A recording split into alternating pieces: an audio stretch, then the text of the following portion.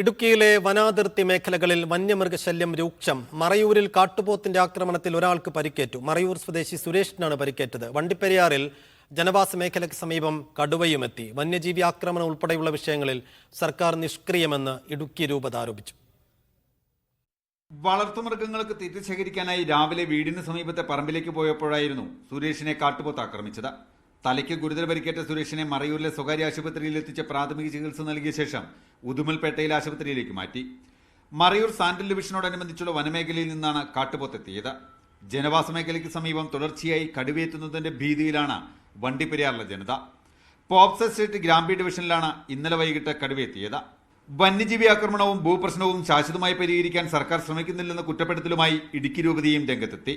നിരവധിയായ ഭൂപ്രശ്നങ്ങൾ കൊണ്ടും നിയമപരമായിട്ടുള്ള സാങ്കേതികതകൾ കൊണ്ടും ഈ പ്രദേശത്തെ ഓരോ ദിവസം ചെല്ലുന്തോറും സങ്കീർണതകൾ മുറുകി വരുന്ന സ്ഥിതിവിശേഷമാണ് ഉള്ളത്. അതേസമയം ചൂട് കൂടിയ സാഹചര്യത്തിൽ വന്യമൃഗങ്ങൾ വീണ്ടും ജനവാസ മേഖലയിലെത്താനുള്ള സാധ്യതയുണ്ടെന്നാണ് വനംവകുപ്പിന്റെ വിലയിരുത്തൽ. ഇത് മുന്നിൽ കണ്ട് വനാതിർത്തി മേഖലകളിൽ വനംവകുപ്പ് നിരീക്ഷണവും ശക്തമാക്കിയിട്ടുണ്ട്. മീഡിയ 1 ഇടുക്കി.